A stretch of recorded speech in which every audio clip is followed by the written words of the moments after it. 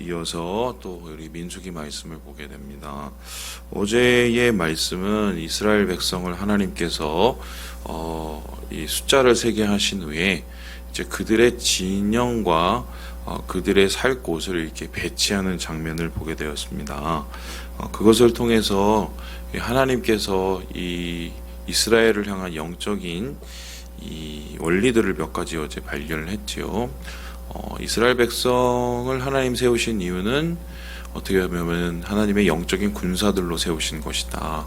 그 진영의 배치와 또 행군의 배치가 이것은 일반 군인의 배치와 거의 비슷할 만큼 광야에서의 생활이 가나안으로 가는 이 영적 싸움을 위한 준비였다라는 것을 우리가 예상을 했었고요.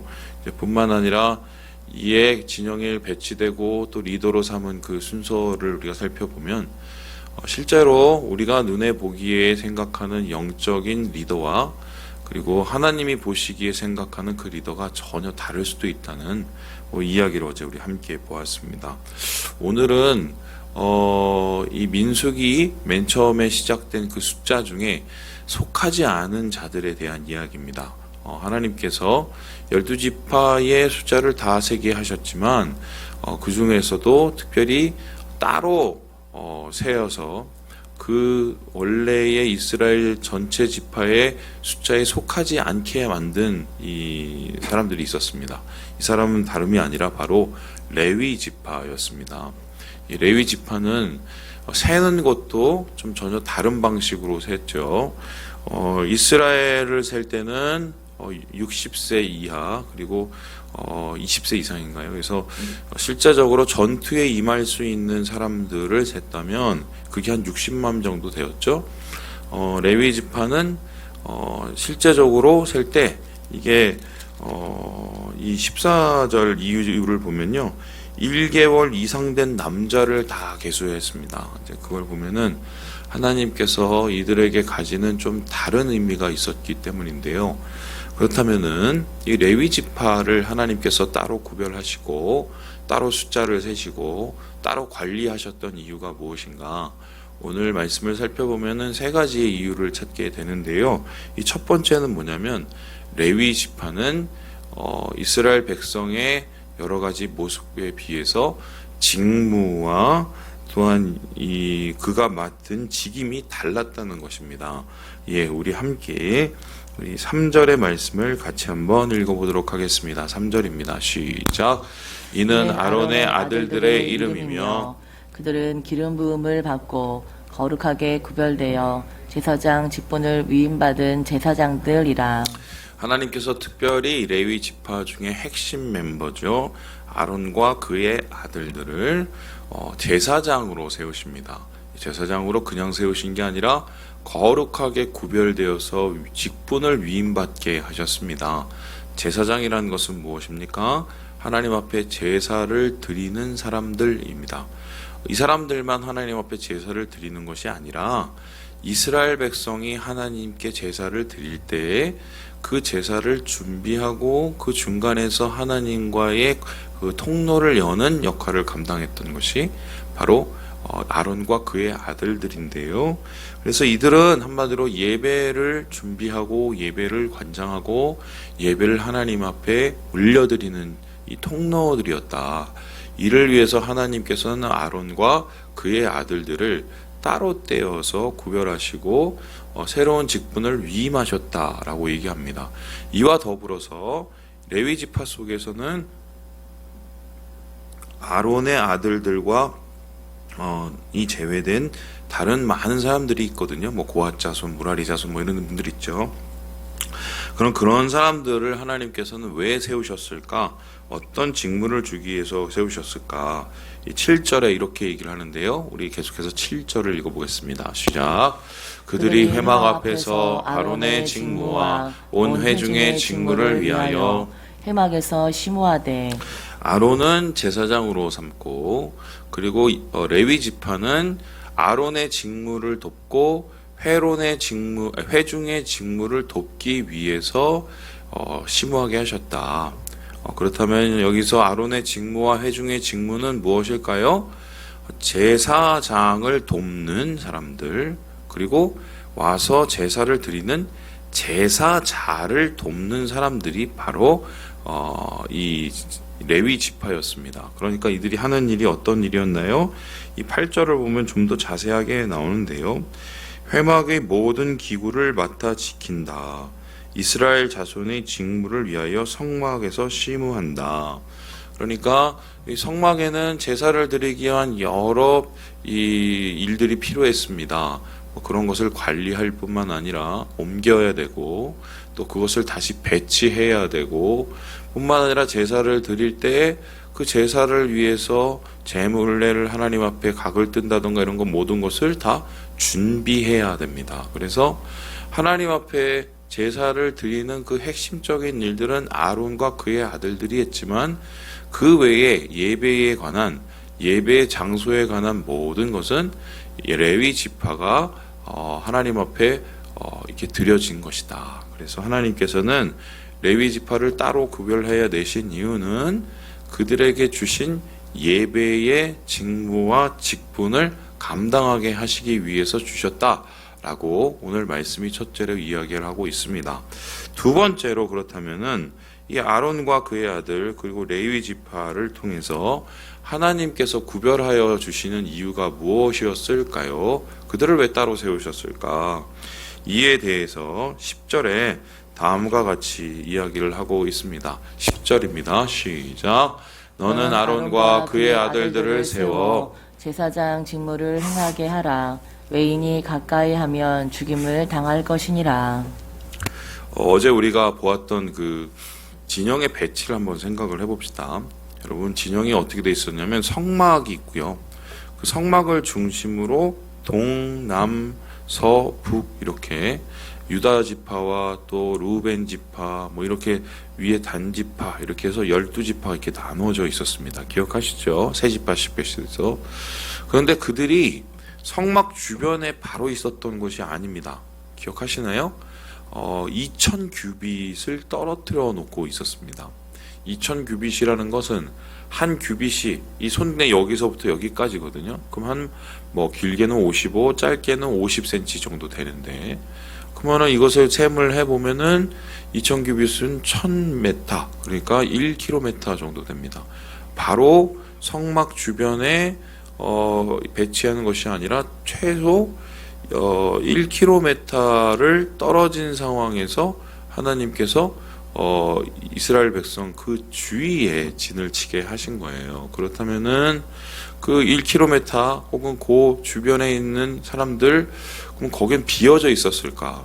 성경을 보면은 그곳에 기거하고 그것을 채웠던 사람들이 있었는데 그것이 누굽니까? 바로 레위 지파였습니다.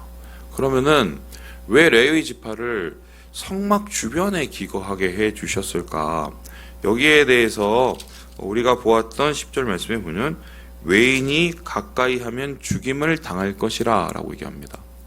그러니까 하나님께서 일종의 방어벽을 세우신 건데요. 이스라엘 백성이 죄를 지은 상태로 하나님 앞에 나아가서 자기도 모르게 하나님 앞에 죄를 범한 채로 하나님의 임재를 경험을 하면 어떻겠습니까?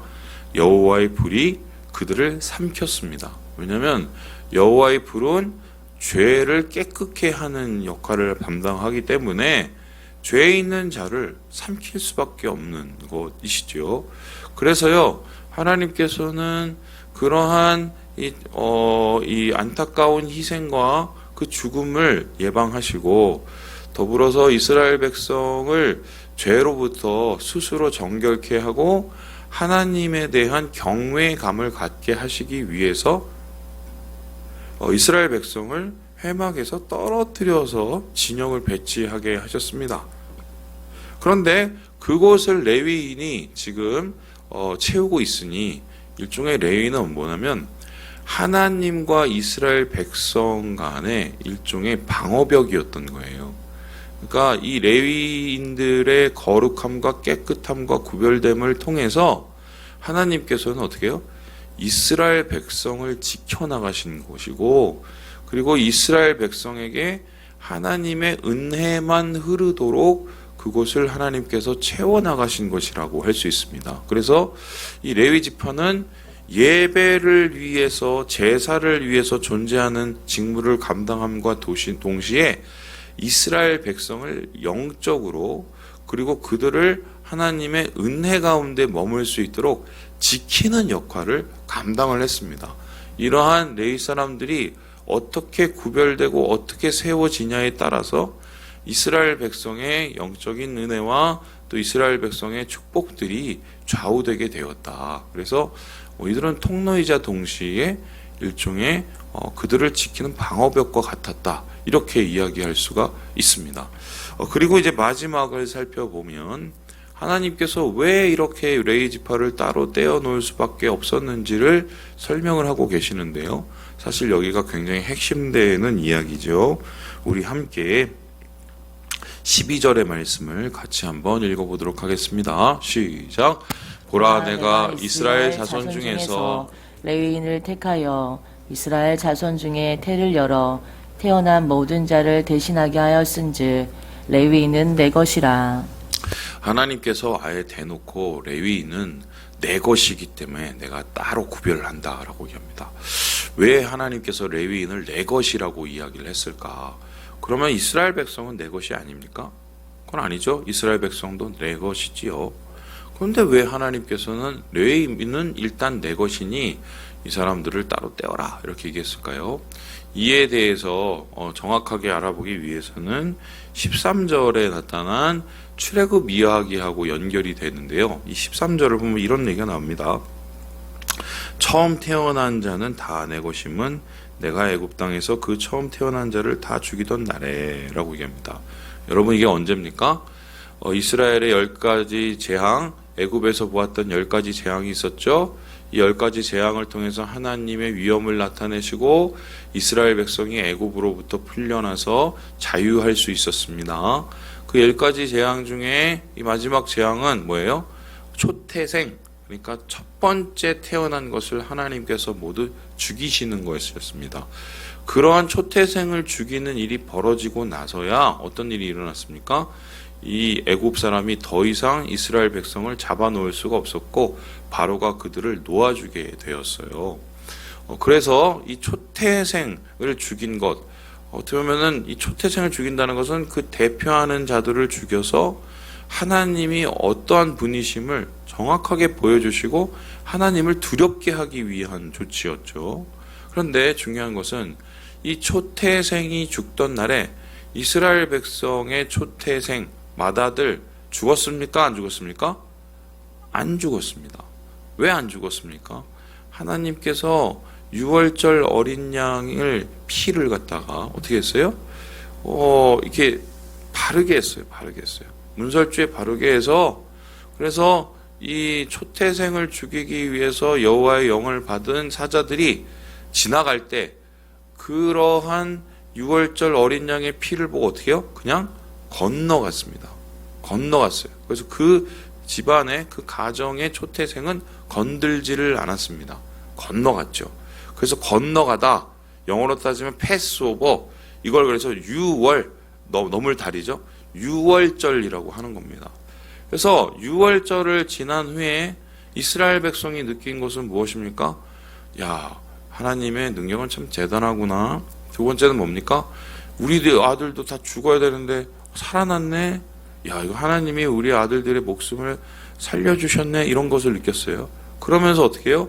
이스라엘 백성은 하나님께서 실제로 다 살려주신 것이자 동시에 그들의 첫 번째 초태생, 첫 아들들은 사실 이미 그때 죽은 목숨과 마찬가지였다는 것입니다. 그런데 그런 죽음과 모든 목숨과 마찬가지였던 것을 하나님이 살려줬으니 그 첫째 아들은 솔직히 말해서 다 누구 겁니까? 하나님이 살리신 목숨, 하나님 거지요. 그런데 하나님께서는 그 첫째 아들들을 그 다 내 거니 내 앞에 모아라 라고 말씀을 안 하시고 그들을 대신해서 이스라엘의 한 지파를 뚝 떼서 너희들의 그 초태생 첫째 아들을 내가 원래 내 것인데 이 사람이 그들을 대신한다, 대표한다 라고 하고 있습니다. 바로 그 사람들이 누굽니까? 레위 지파였어요. 그렇다면 레위 지파는 어떤 역할을 감당합니까? 바로 이스라엘을 대표하는 자고 대신하는 자다라고 할 수 있습니다. 그러면 이스라엘을 대표한다는 것은 무엇입니까? 원래는 이스라엘이 이 일을 감당해야 되고, 원래는 이스라엘 백성이 이러한 것을 위해서 희생해야 되는데, 헌신해야 되는데, 이스라엘 백성이 레위인을 하나님 앞에 구별되어 드림을 통해서 이러한 직무로부터 좀 어떻게 벗어날 수 있었던 것이죠. 근데 바꿔서 말하면은 레위 지파처럼 이스라엘 지파도 그런 정신으로 살아간다는 말과 똑같습니다. 그래서 레위 지파의 그 정신 무엇입니까? 하나님 앞에 구별된 자, 그래서 주님 앞에 거룩하게 살아가는 자, 그리고 하나님 앞에 예배함으로 주님 앞에 열방을 모셔가고 열방을 하나님의 구원으로 초대하는 자, 이들이 바로 레위 지파의 모습인데, 이스라엘은 그래서 정확하게 따지면 열방을 향해서 모두가 하나님의 제사장 역할을 감당하고 하나님을 섬기는 역할을 감당하는 영적인 레위 지파였던 거예요. 이사야서에 보면은 이러한 기록들이 그대로 나타나는데, 이스라엘 백성을 하나님께서 여호와의 제사장으로 삼으셨다, 하나님 나라로 삼으셨다, 하나님의 거룩한 자들로 구별하셨다라는 말이 말입니다. 그러니까 다시 말해서 레위 지파의 모습이 곧 이스라엘 백성이 열방을 향하여서 가져야 될 모습과 같았다, 이렇게 얘기를 합니다. 자, 그렇다면 오늘 우리가 살펴보는 이 말씀을 우리의 오늘과 우리의 삶과 적용을 해본다면 어떤 뜻이 되나요? 첫 번째, 우리는 영적인 레위인들이라는 거예요. 영적인 이스라엘입니다. 그럼 영적인 이스라엘은 뭡니까? 레위 지파처럼 세상 속에서 구별된 자들입니다. 우리를 통해서 하나님의 축복이 흘러가야 됩니다.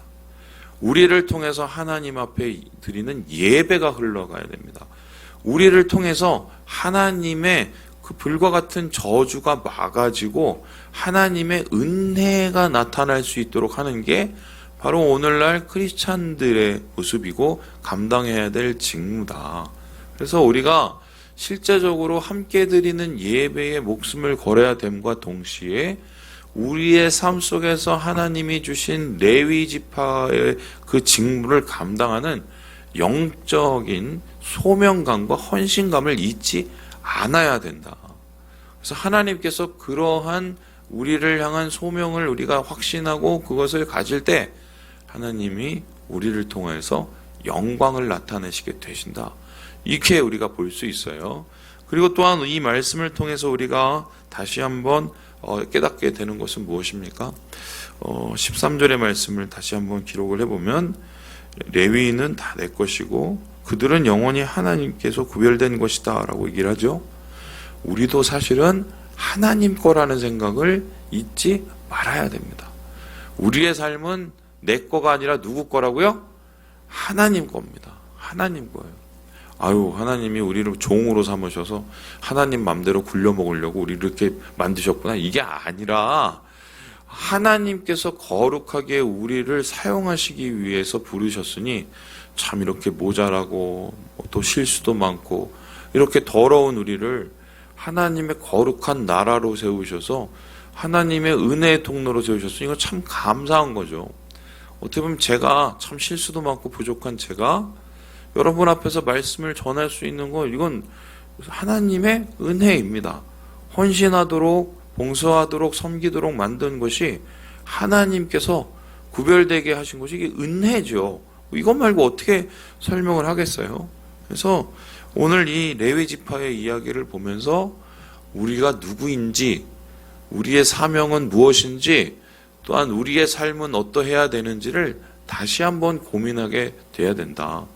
세상 사람들하고 똑같이 세상 사람들이 하는 대로 승질낼 것 다 승질내고, 그리고 자기 감정 부릴 것 다 부리고, 그리고 자기가 화낼 것 다 화내고, 또한 자기가 생각할 욕심을 다 부리고 산다면 어떻게 우리를 통해서 축복이 흘러가고, 어떻게 우리를 통해서 하나님의 은혜가 나타나고, 어떻게 우리를 통해서 하나님의 영광이 나타나겠습니까?